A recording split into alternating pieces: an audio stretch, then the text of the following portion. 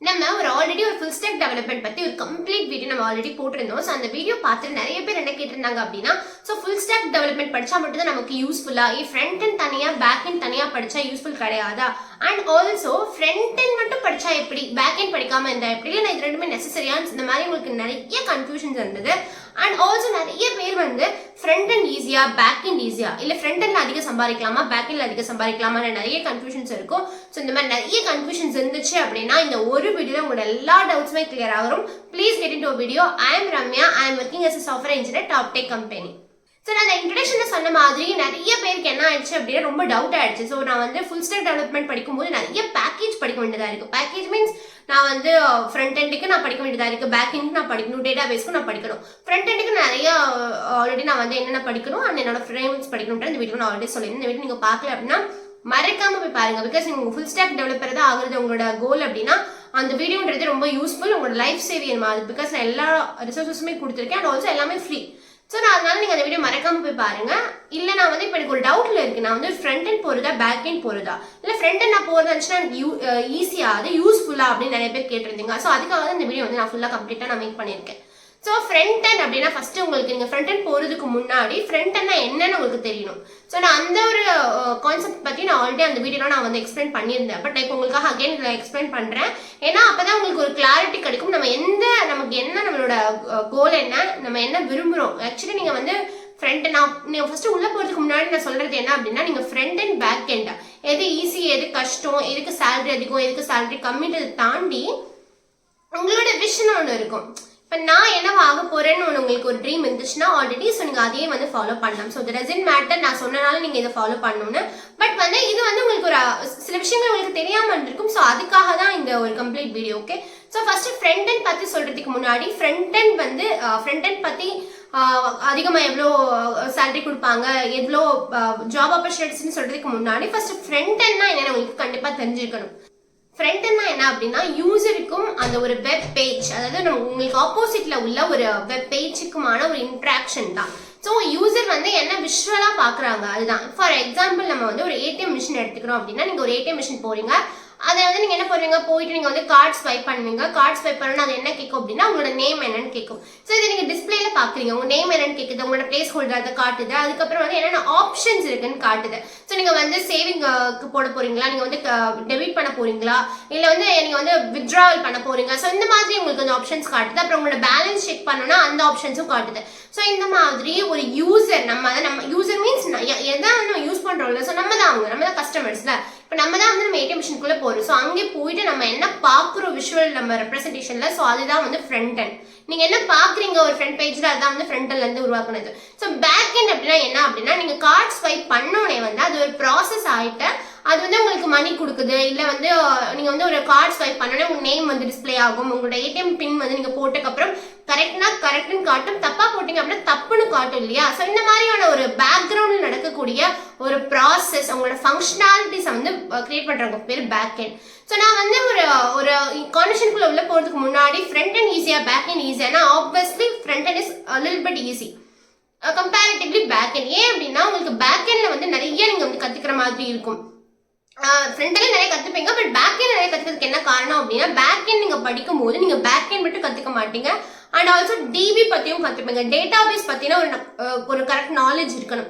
ஏன் அப்படின்னா இப்போ ஒண்ணுமே இல்லை, நீங்க கார்டு ஸ்வைப் பண்றீங்க, கார்டு ஸ்வைப் பண்ணக்கப்புறம் உங்களுக்கு டிஸ்பிளே ஆகுது, உங்க நேம் டிஸ்பிளே ஆகுது. உங்க நேம் எப்படி கரெக்டா டிஸ்பிளே ஆகுது, ஜஸ்ட் கார்டு ஸ்வைப் பண்ணோன்னா உங்க நேம் டிஸ்பிளே ஆகுது, ரைட்? அப்ப என்னன்னா அந்த கார்டு உள்ள போயிட்டு உங்களுக்கு அங்க ப்ராசஸ் ஆகுது. அதாவது உங்களோட ஒரு டேட்டா பேஸ்ல போயிட்டு இந்த பர்டிகுலர் அக்கௌண்ட் நம்பருக்கு யாரு நேம் இருக்கு, ரம்யான்ற நேம்ல தான் இந்த அக்கௌண்ட் நம்பர் இருக்குன்னு சொல்லிட்டு அது போய் கரெக்டா ஃபெச் பண்ணுது டேட்டாவை. ஸோ அப்போ அந்த ஒரு ஏடிஎம் நம்ம மட்டும் தான் போகுமா, அப்படி கிடையாது.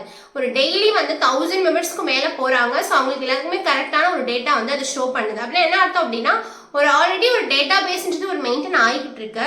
நீங்க உங்களோட கார்டு ஸ்வைப் பண்ணோன்னா இந்த நம்பரும் அதுவுமே ஈக்குவல் பண்ணிட்டு உங்களுக்கு என்ன ஆகுது அப்படின்னா உங்களுக்கு கரெக்ட் யூசரா அது ஃபெச் பண்ணுது.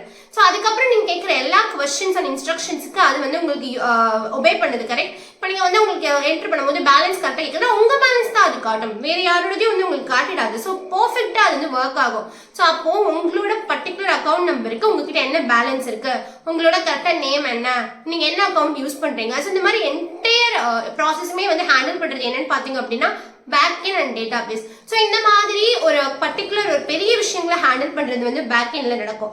ஸோ வந்து கம்பேரிட்டிவ்லி ஃப்ரண்ட் எண்டை விட பேக்எண்ட் வந்து கொஞ்சம் டஃப் தான். ஸோ ஃப்ரண்ட் எண்ட்ல வந்து ஒரு 50+ ஆப்ஷன்ஸ் வந்து ஷோ ஆகுது பார்த்தீங்களா. உங்களுக்கு வந்து என்ன அக்கௌண்ட்ல இருக்கு, எவ்வளோ பேலன்ஸ் இருக்குன்ற அந்த கிளிக் பண்ற ஆப்ஷன்ஸ் எல்லாம் ஷோ ஆகுது வந்து ஃப்ரண்ட் எண்ட் தான். ஸோ இந்த ஃப்ரண்ட் எண்ட் என்ன கிரியேட் பண்ணுவாங்கன்னு பார்த்தீங்கன்னா, ஒரு நம்ம வந்து ஏடிஎம் பத்தி பேசினாலும் நம்ம ஏடிஎம்ல சொல்ல போறோம், ஏடிஎம் அப்ளிகேஷன் என்ன பண்ண போறோம் அப்படின்னா, நீங்க ஃப்ரண்ட் எண்ட்ல பார்க்கக்கூடிய பர்டிகுலர் பட்டன்ஸா இருக்கட்டும், ஒரு அதாவது பட்டன்ஸ் மீன் ஆப்ஷன்ஸ் நீங்க டைரக்டா போய் பார்க்கறது ஏடிஎம் மிஷின்ல பார்ப்பீங்க. இதே நீங்க வந்து ஒரு ஆன்லைன்ல நீங்க நெட் பேங்கிங் யூஸ் பண்றீங்க அப்படின்னா என்ன பண்ணுவீங்க, உங்களோட ஆப்ல வந்து நீங்க என்னெல்லாம் பாக்குறீங்களோ, இப்போ ஒரு கிளிக் பண்ணோம் அப்படின்னா ஒரு பட்டனை கிளிக் பண்ணிட்டு நெக்ஸ்ட் பேஜ்க்குள்ள போறீங்க, இந்த மாதிரி விஷயங்கள் பண்றது எல்லாமே வந்து ஃப்ரண்ட் எண்ட் தான். ஸோ இந்த மாதிரி ஒரு 50+ ஒரு டிசைன்ஸ் லைக் நீங்க வந்து ஒரு பட்டன்ஸா இருக்கட்டும், ஒரு ஃபார்ம் ஃபில் பண்றதா இருக்கட்டும், இந்த மாதிரியான விஷயங்கள்லாம் நீங்க வந்து பண்றது ஃப்ரண்ட் எண்ட்ல இருக்கும்.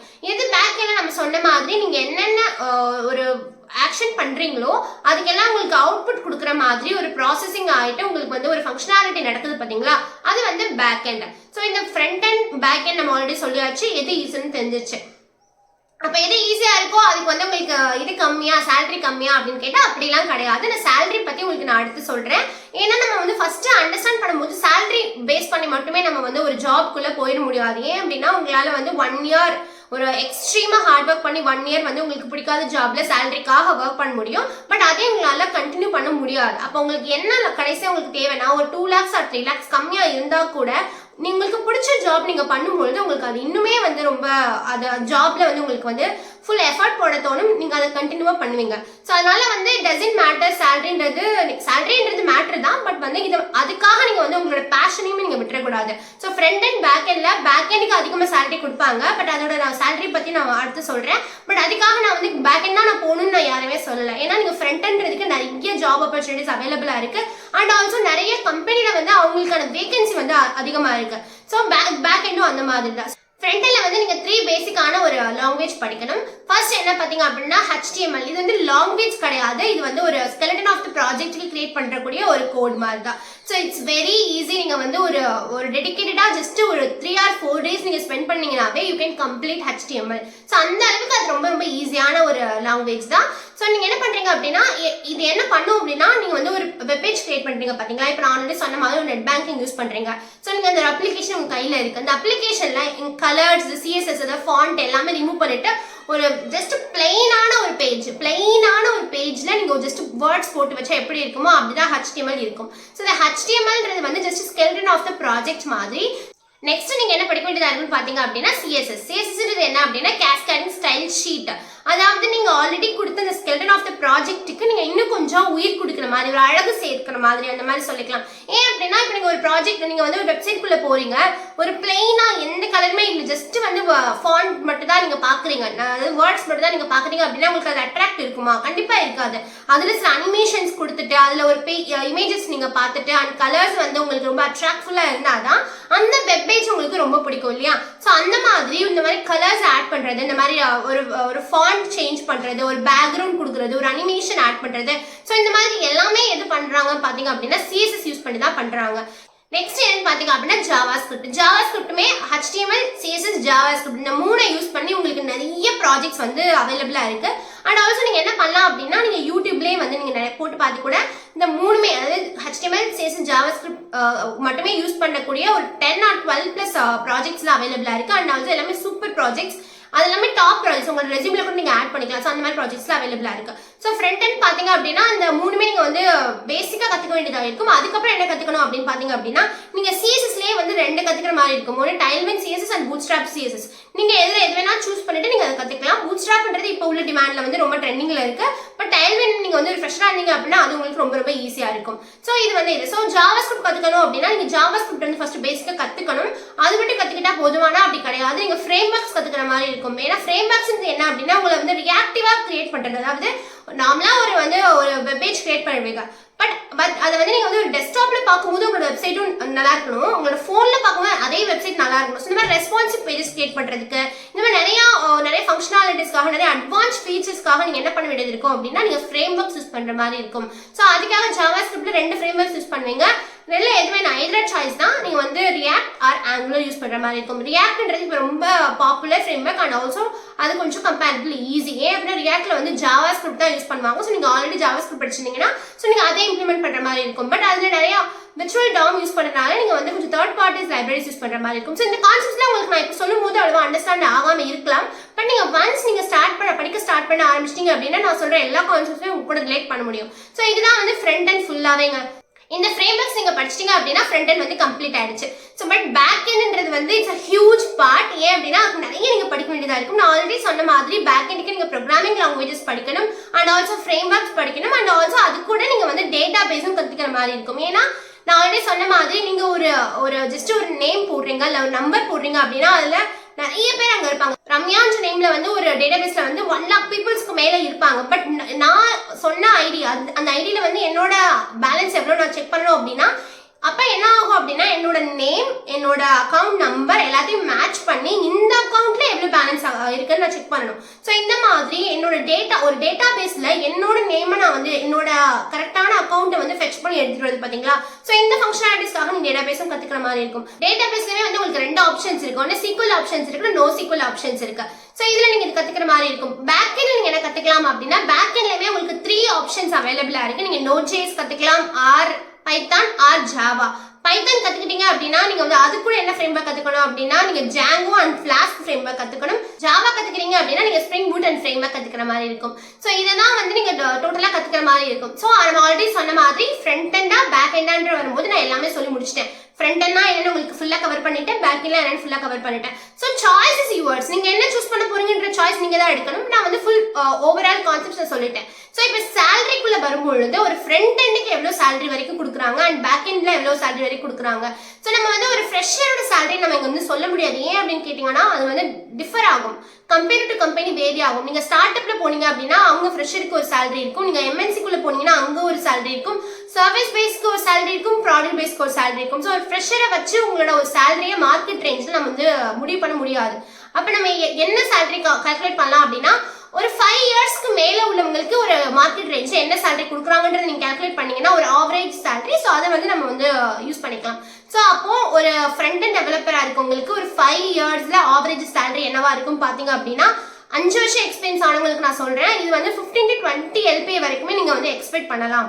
ஸோ நீங்க வந்து ஒரு ஃப்ரண்ட் அண்ட் டெவலப்பரா நீங்க நல்லா இருக்கீங்க, உங்களுக்கு 5 இயர்ஸ் எக்ஸ்பீரியன்ஸ் ஆயிடுச்சு, உங்களுக்கு எல்லாமே வந்து கான்செப்ட் தெரிஞ்சிச்சு, நான் சொன்ன அந்த 3 basics and also frame works நீங்க ரொம்ப ஸ்ட்ராங்கா இருக்கீங்க அப்படின்னா நீங்க மற்ற கம்பெனிக்கு அப்ரோச் பண்ணும்போது இந்த மார்க்கெட்ல நீங்க வந்து 15 to 20 LPA வரைக்குமே நீங்க வந்து கேட்கலாம்.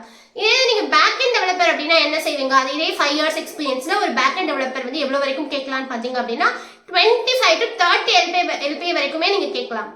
ஆல்ரெடி சொன்ன மாதிரி ஏன்னா பேக் எண்ட்ல வந்து கொஞ்சம் ஒர்க் ரொம்ப அதிகமா இருக்கும், நீங்க நிறைய கத்துக்கிற மாதிரி இருக்கும், உங்களுக்கு நீங்க வந்து நிறைய ஸ்பெண்ட் பண்ற மாதிரி இருக்கும் கம்பேரிட்டிவ்லி ஃப்ரண்ட் எண்ட். ஸோ நீங்க பேக் எண்ட்ல வந்து 25 to 30 LPA வாங்குற மாதிரி இருக்கலாம். இதே நீங்க ஃபுல் ஸ்டாக்கா இருக்கேன், இப்போ நான் வந்து பேக் எண்டும் நான் பண்ணுவேன், ஃப்ரண்ட் எண்ட் நான் பண்ணுவேன், நான் டிபி மூணுமே நான் பார்த்துவேன் அப்படின்றவங்களுக்கு வந்து ஃபுல் ஸ்டாக். ஸோ ஃபுல் ஸ்டாக்மே எவ்வளவு வரைக்கும் எக்ஸ்பெக்ட் பண்றாங்க அப்படின்னா அவங்க வந்து ஒரு 15 to 30 LPA வரைக்குமே எக்ஸ்பெக்ட் பண்றாங்க.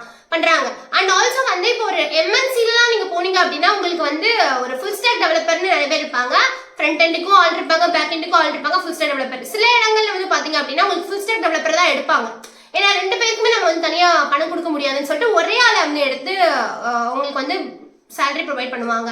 ஸோ இந்த மாதிரி கான்செப்ட்ஸ் இருக்கு. ஸோ நோ மேட்டர் நீங்க வந்து ஃப்ரண்ட் கத்துக்கிறீங்க பேக்கிங் கத்துக்கிறீங்கன்னு சொல்லிட்டு பிகாஸ் ஒரு 2 or 3 LPA வந்து நீங்க வந்து யோசிச்சு போய் நான் வந்து பேக் எண்ட் தான் போய் படிக்க போறேன் அப்படின்னு நினைக்க கூடாது. உங்களுக்கு இன்ட்ரெஸ்ட் எது இருக்கோ நீங்க அது படிக்கணும். பிகாஸ் எனக்கு தெரிஞ்சவங்க ஒருத்தவங்க அப்படிதான், அவங்க வந்து ஆக்சுவலா வந்து ஃப்ரண்ட்ல தான் இருந்தாங்க. அதுக்கப்புறம் அவங்க என்ன நினைச்சாங்கன்னா சேலரி ரேஞ்சுக்காக அவங்க என்ன பண்ணிட்டாங்க அப்படின்னா ஓகே நம்ம வந்து ஜாவா படிப்போம், ஜாவாக்கு அப்புறம் என்ன ஃப்ரேம்வொர்க் படிப்போம்னு சொல்லிட்டு ஒரு பட் இன்ட்ரெஸ்ட் இல்லை, பட் நம்ம சேலரிக்காக மாறணும்னு சொல்லிட்டு நல்ல எக்ஸ்பீரியன்ஸ் 3 years எக்ஸ்பீரியன்ஸ் ஆனவங்க வந்து ஒரு பேக் எண்டுக்கு ஸ்விட்ச் பண்ணாங்க. ஸ்விட்ச் பண்ணிட்டு பார்த்தா அவங்களால சஸ்டெயின் ஆக முடியாது, உங்களுக்கு ஒரு விருப்பம் இல்லை அப்படின்னா சஸ்டெயின் ஆக முடியாது. அப்புறம் அகைன் வந்து அவங்க வந்து ஒரு டிப்ரெஸ் ஸ்டேட்குள்ள போய் நம்மளால படிக்க முடியாது, நிறைய ஒர்க் இருக்கு, நம்ம பண்ணது அங்க வேற, ஏன்னா எனக்கு அது இன்ட்ரெஸ்ட்டும் எனக்கு இல்லை, இன்ட்ரெஸ்ட் இல்லாம என்னால எதுவுமே பண்ண முடியாது, இன்ட்ரெஸ்ட் தான் எல்லாமே ஈஸியா பண்ணிக்கலாம்ல.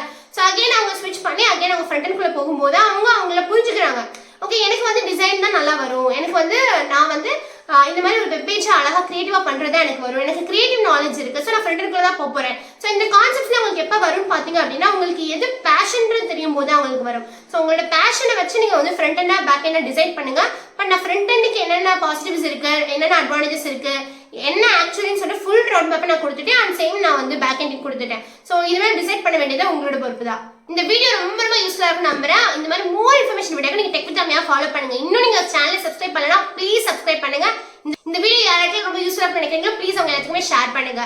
So until then bye by.